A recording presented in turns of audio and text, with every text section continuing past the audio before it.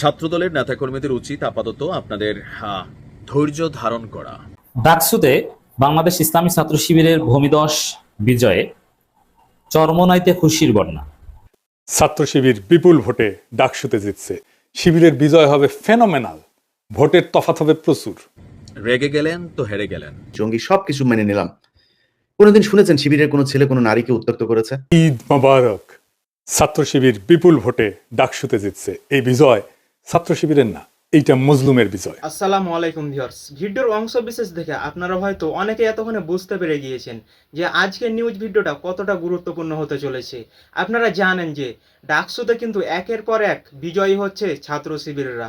তাহলে একটা কথা বলতে হচ্ছে যে ডাকসু নির্বাচনে যদি বিএনপির এই অবস্থা হয় তাহলে জাতীয় নির্বাচনে কি হতে পারে? আপনি কি কখনো ভেবে দেখেছেন?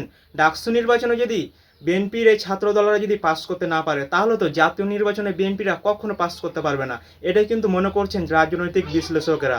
তো আজকের এই ভিডিও শুরুতে কিছু গুরুত্বপূর্ণ অংশ বিশেষ দেখেছেন, আলোকে এই ভিডিওটাকে দেখানো হবে। তাই অবশ্যই শেষ পর্যন্ত দেখবেন যে কিভাবে জাতীয় নির্বাচনে বিএনপিরা হেরে যাবে, এটাই কিন্তু আজকে এই ভিডিওটা দেখানো হবে। তো চলুন আর কথা না বাড়িয়ে গুরুত্বপূর্ণ ভিডিওগুলো দেখে আসি। তবে তার আগে আপনি যদি চ্যানেলে নতুন হয়ে থাকেন তাহলে অবশ্যই চ্যানেলটি সাবস্ক্রাইব করুন এখনই, আর ভিডিওতে একটা লাইক করে দিন। তো চলুন আর কথা না বাড়িয়ে একের পর এক সেই গুরুত্বপূর্ণ ভিডিওগুলো দেখে আসি।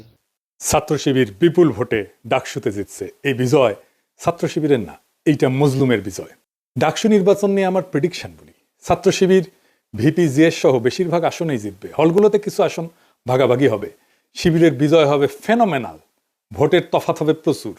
এই নির্বাচন শেষ পর্যন্ত বাঙ্গু সেকুলার এস্টাবলিশমেন্ট হইতে দেবে কিনা এটা দুশ্চিন্তা।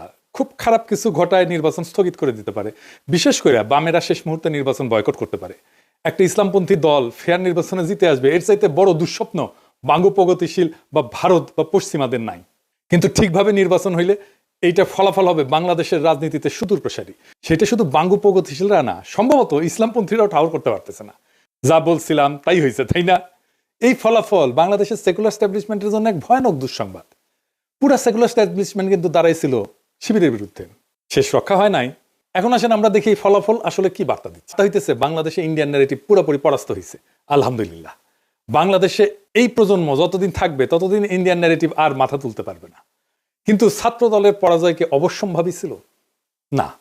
ছাত্রদল এই নির্বাচনে জিতে যাইতে পারত, ডাকসু তাদেরই হইতো।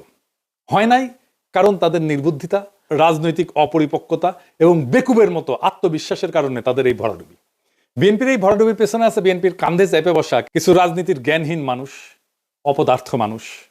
আমি একসময় দেখাইছিলাম, আজ তাদের ক্ষমা দেখায় পরিচিত করে দিতে চাই না, এরা হাতে ধরে বিএনপিকে গাড্ডায় ফেলছে। হয়েছিল শিবিরের ভরাডুবি হবে, তৃতীয় বা চতুর্থ হবে শিবির। এরা হইতেছে পলিটিক্যাল অ্যানালিস্ট, বিএনপির বুদ্ধিজীবী। ভাবেন তাইলে কি অবস্থা বিএনপির। নাই বনে শিয়াল রাজা, এরাই বলছিল ছাত্রীদের হলে শিবির জিতবে না, জিতছে তো বটেই। রোকেয়া হলে সাদিক কায়েমের নাম ঘোষণা হইলে কেমন আনন্দে উল্লাস করে উঠছে ছাত্রীরা। আপনারা জানেন যে 5ই আগস্টের পর যখন ছাত্র দলের ছাত্র শিবির সংঘাত শুরু হইল, আমি তখন নিজ দায়িত্ব নিয়ে এই দুই দলের ভেতরে সংঘাত বন্ধ করার উদ্যোগ নিচ্ছিলাম। সেই মিটিংয়ে শিবিরের প্রেসিডেন্ট সেক্রেটারি উপস্থিত থাকলেও ছাত্রদল প্রতিশ্রুতি দিয়ে হাজির হয় নাই। কারণ আমি সেন্স করতে পারছিলাম বিএনপি মারাত্মক একটা ভুল করতেছে। তারা ধীরে ধীরে আওয়ামী ন্যারেটিভ গ্রহণ করতেছে। আওয়ামী লীগ যা বলতো তাই দিয়ে সে জামাতের বিরোধিতা করতেছে। আমি বিএনপির শীর্ষ নেতৃত্বকেও বলছি এইটা ভুল স্ট্র্যাটেজি। আমি ওনাদের উদাহরণ দিয়ে বলছিলাম, ধরেন গোলাম আজম একজন স্বাধীনতা সংগ্রামী, ভারতের অটল বিহারী বাজপেয়ীর মতো আর কি। তাইলে আপনি জামাতের রাজনৈতিক বিরোধিতা কেমনে করতেন? আপনি তো তারে স্বাধীনতা বিরোধী বলতে পারতেন না, মুক্তিযুদ্ধ বিরোধী বলতে পারতেন না। তো তাহলে অটল বিহারী বাজপেয়ীর মতো যদি গোলাম আজম স্বাধীনতা সংগ্রামী হইতো তাইলে কিভাবে আপনি বিরোধিতা করতেন? সেভাবে করেন। আওয়ামী লীগ যা বইলা জামাতকে ঘায়ল করতো সেইটা বললে আপনি আওয়ামী লীগ হয়ে যাবেন, তাই হয়েছে। আপনি জামাতকে রাজাকার, স্বাধীনতা বিরোধী, পাকিস্তানপন্থী কিছু বইলাই দমাইতে পারবেন না, উল্টা জামাতের লাভ হবে। আপনি যদি সারা দেশে দেখেন, আচ্ছা শিবির খুব খারাপ, শিবির খালি রক কাটে, শিবির পাকিস্তানি, শিবির এই, শিবির জঙ্গি, সবকিছু মেনে নিলাম। কোনোদিন শুনেছেন শিবিরের কোনো ছেলে কোনো নারীকে উত্ত্যক্ত করেছে? কোনোদিন শুনেছেন যে শিবিরের কোনো ছেলে কোনো নারীকে ধর্ষণ করেছে? আবিদ ভাই, আপনি বিএনপি করেন, ছাত্রদল করেন, আপনি সাদিকের কাছ থেকে জিততে চান। সাদিকের কাছ থেকে যদি জিততে চান তাহলে সাদিকের চেয়ে ভালো হইতে হবে আপনাকে। সাদিক যা করে তার চেয়ে ভালো কিছু করতে হবে। ছাত্রলীগ কি করেছে এই দেশে? ছাত্রলীগ এটা পরে আসি। সো আপনি সেটা কি করবেন তাদের চেয়ে ভালো, সেটা আপনি ঠিক করেন। কিন্তু শিবির, আপনি যদি সারা দেশে দেখেন, আচ্ছা শিবির খুব খারাপ, শিবির খালি রক কাটে, শিবির পাকিস্তানি, শিবির এই, শিবির জঙ্গি, সবকিছু মেনে নিলাম। কোনোদিন শুনেছেন শিবিরের কোনো ছেলে কোনো নারীকে উত্ত্যক্ত করেছে? কোনোদিন শুনেছেন যে শিবিরের কোনো ছেলে কোনো নারীকে ধর্ষণ করেছে? কোনোদিন টেন্ডারবাজি করেছে? কোনো দোকানে গিয়ে চাঁদাবাজি করেছে? কোনো একজন ছাত্রীকে অসম্মান করে তারপরে কথা বলেছে? এখন তো ওরা আরো আপডেটেড হয়ে এসছে। আপনি এই যে মেয়ে মানুষ করতে পারবে না, হিন্দুরা জামাত করতে পারবে না, এমন মানে ট্রাম্প কার্ড খেলেছে বলতে পারবেন না। নারীরা তাদের পাশে দাঁড়িয়ে কথা বলছে।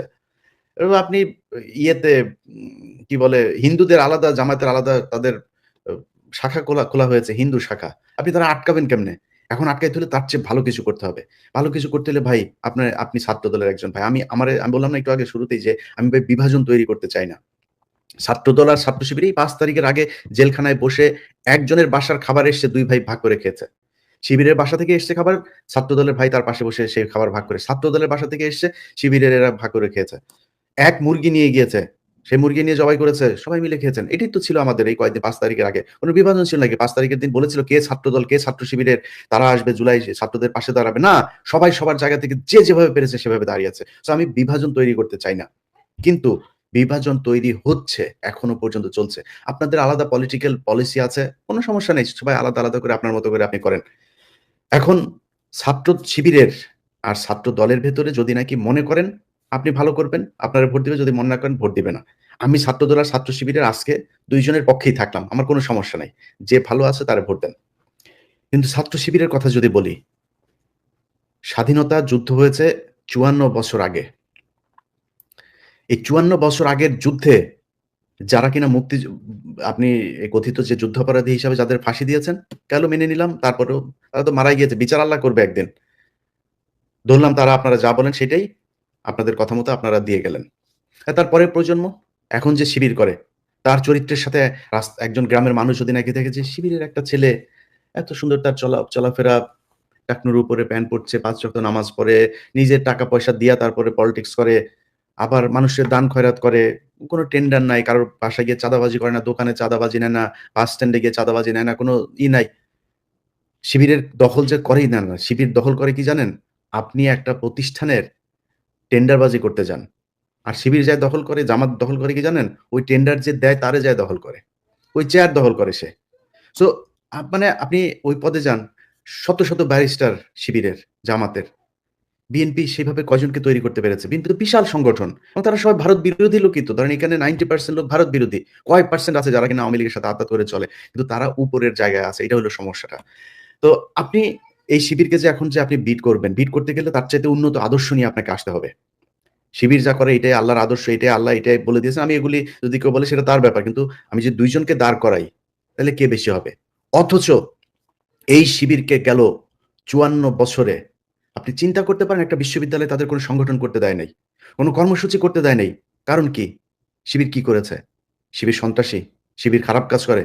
যদি খারাপ কাজ আর সন্ত্রাসী কার্যকলাপ করে কি করে না সেটা বাংলাদেশের মানুষের কাছে প্রশ্ন ছুড়ে দিলাম। বাংলাদেশে যারা এই ঢাকা বিশ্ববিদ্যালয়, জাহাঙ্গীরনগর বিশ্ববিদ্যালয়ে যারা পড়েন আপনাদের কাছে প্রশ্ন করে দিলাম যে নিরপেক্ষ সজ্ঞানে সুস্থ মস্তিষ্কে আপনি নিজে, নিজে চিন্তা করেন যে ইলিয়াস ভাই আমার যে কোয়েশ্চেনটা করলো আসলে আমি এই রহিম হইল গিয়া ছাত্রলীগ আর করিম হইল গিয়া ছাত্র শিবিরের। ২ জনের মধ্যে চরিত্রটা একটু চিন্তা করি তো যে কার চরিত্রটা কতটুকু ভালো, কে কতটুকু ভালো মানুষ। ২ জনের কাছে কালকে সকালে যায়েন তো যায়ে বলেন, "ভাই আমি এই বিপদে পড়ছি ভাই আমারে একটু হেল্প করতে হবে।" দেখেন তো কার কাছে আপনি মানে বিনামূল্যে সহযোগিতাটা পান। এটা আপনি ঠিক করে নিয়েন। বিষয় বুঝতে পারাই যাচ্ছে যে আগামীতে কিন্তু বিএনপি কখনো ক্ষমতায় আসতে পারবে না, কারণ ডাকসু নির্বাচনে যে অবস্থা বিএনপির সেটাতে সবকিছু পরিষ্কার হয়ে গিয়েছে যে বিএনপির ভবিষ্যৎ কিন্তু খুব খারাপ, খুব একটা ভালো না। আগামীতে জাতীয় নির্বাচনে হারবে বিএনপি, এমনকি ক্ষমতায় আসবে জামাত। তো আপনাদের কি মনে হয় তা অবশ্যই কমেন্ট বক্সে জানিয়ে দিবেন। সবশেষে আবারও ভিডিওতে লাইক করে চ্যানেলটিকে সাবস্ক্রাইব করে আমাদের সাথে থাকুন। ধন্যবাদ।